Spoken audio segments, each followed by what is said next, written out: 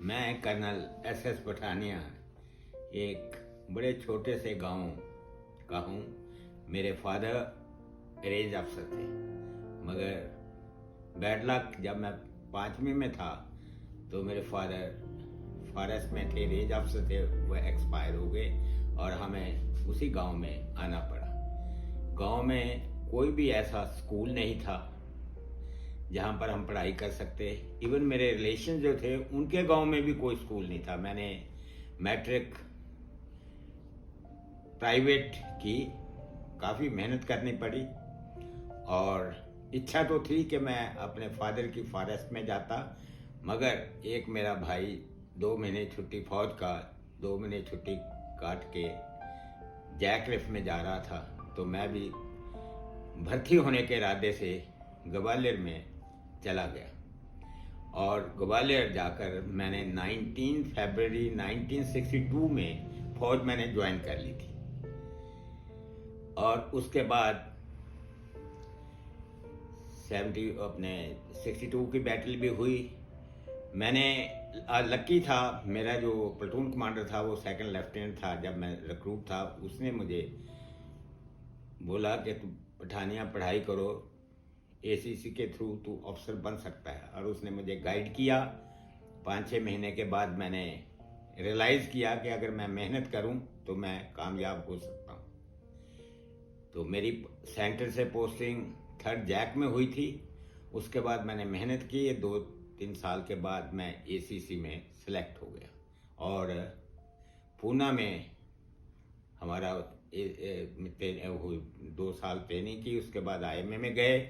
मैं दिसंबर 1967 में लेफ्टिनेंट बन गया और मुझे सिख रेजिमेंट में जॉब मिली। उस टाइम पे 7th battalion Sikh regiment Gwalior में थी और ग्वालियर मैंने फरवरी 1968 में ज्वाइन की और 70 जहाँ तक 71 का है, 71 में हमारी 7th बटालियन टेंगा वैली में थी, बिल्कुल चाइना बॉर्डर, चाइना पोस्टों के सामने थी हमारी पोस्टें। और बांग्लादेश की लड़ाई उन्हीं दिनों चल रही थी। ये लड़ाई 14 दिन चली थी और उसी दौरान कोई 12 दिन बैटल को हुए थे तो मेरी सडनली पोस्टिंग आ गई। मैं बड़ा हैरान हुआ कि मेरी पोस्टें कैसे आ गई, कहाँ आ गई। तो पता चला कि मेरी पोस्टिंग PW कैंप जो इलाहाबाद में है वहाँ पर हुई है। मैं वहाँ गया, वहाँ 5 कैंप थे। इलाहाबाद में लगभग 30,000 PW कैदी थे। इसमें एक कैंप जो था वो सिविलियन का था, सिविलियन को हम बोलते civilian under protective custody. Complete जो थे, हमने उस टाइम पे 71 की बैटल हमें बड़ी प्राइड देती है। लगभग हमने 93,000 कैदी बनाए थे और मेरी इलाहाबाद में 37 अपनी जो कैंप था POW कैंप, उसमें हुई। इस कैंप में सिर्फ JCO थे। नाइट वॉर ड्यूटी काफ़ी सीरियस थी। जाते थे, लेक्चर देते थे, ज्वाइन करते थे, उनकी सिक्योरिटी देखते थे, कहीं आगे पीछे ना भाग जाएं। काफ़ी अटेंडेंस देनी पड़ती थी। तो एक मुझे याद आती है कि मैं एक बार लेक्चर दे के बाहर निकल रहा था तो सूबेदार में जब पाकिस्तान आर्मी का सूबेदार में जब मेरे साथ आया और मुझे बोलता है कि साहब मैं एक बात आपको करूँ, मैं सुनाऊँ। मैंने पहली बार आर्मी के अफसरों के जूतों के ऊपर डस्ट देखा है। हमने आज तक अपने पाकिस्तानी आर्मी अफसरों के जूतों पे कभी डस्ट नहीं देखा। कारों में आते हैं, अपने कहते हैं पूरे ठाठ बाट से मगर आपको देख के आप इंडियन आर्मी ऑफिसर्स को देख के बड़ा मैं इम्प्रेस हुआ हूँ। और हम वैसे भी कहते थे, पलटन में कहते हैं कि इंडियन आर्मी का ऑफिसर और हमारी पाकिस्तान आर्मी के जवान जो हैं वो बहुत ही तकड़े हैं। और मैंने हंस साहब, मैं कहा ये सब जोक की बातें हैं, वो भी हंसे। मैं कही ठीक है, अच्छी बात है, आपने जो सुना है। हम चला आया। उसके बाद लगभग 20 दिन के बाद मेरी सडनली पोस्टिंग, पता नहीं क्या हुआ, अपने जेएसयू कैंप जो था पाकिस्तान आर्मी के जो जेएसयू, उस कैंप से मुझे पीडब्ल्यू कैंप जो पाकिस्तान आर्मी ऑफिसर्स का कैंप जो था उसमें पोस्टिंग हो गई। मैं थोड़ा सा सीरियस हुआ कि ये रिस्पॉन्सिबिलिटी थोड़ी सी ऑफिसर्स के साथ और भी ध्यान से देनी पड़ेगी। वो कैंप 90 पीडब्ल्यू कैंप था वो, जिसमें पाकिस्तान आर्मी के ऑफिसर सेकंड लेफ्टिनेंट से लेकर के फुल कर्नल तक थे।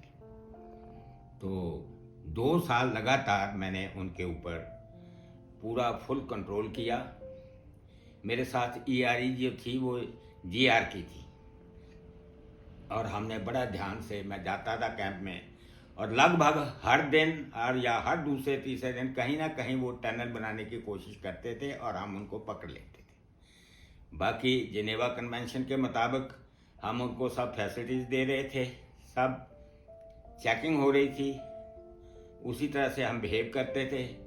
मुझे ही याद आती है बात, एक सेकंड लेफ्टिनेंट था, वो मेरे साथ आया, बात करने लगा, बोलता है सर हमने सुना था हमारे अफसरों ने हमें बहुत धोखा दिया। हमारे पाकिस्तान ऑफिसर जो थे वो हमें हमेशा बोलते थे जिस दिन आप इंडियन आर्मी इनके काबू आ जाओगे, इनके ऑफिसर्स के काबू आ जाओगे, उसी दिन ही आपका गला काट दिया जाएगा। ये बहुत जालिम है। तो मगर जब आप यहाँ हमें ले हैं, जिस तरह से आप हमारी देखभाल कर रहे हैं, जिस तरह ये हमें फैसिलिटी दे रहे हैं, मैं सोच भी नहीं सकता। और आज मुझे ये लगता है कि ये हमें मिसगाइड करते थे, ये गलत बोलते थे। मगर एनीवे मैंने बोला ये मैं भी हंसा, मैं क्या अच्छा हो सकता है बोलते हूँ। और यहाँ पर ये बात मुझे अभी याद आती रहती है।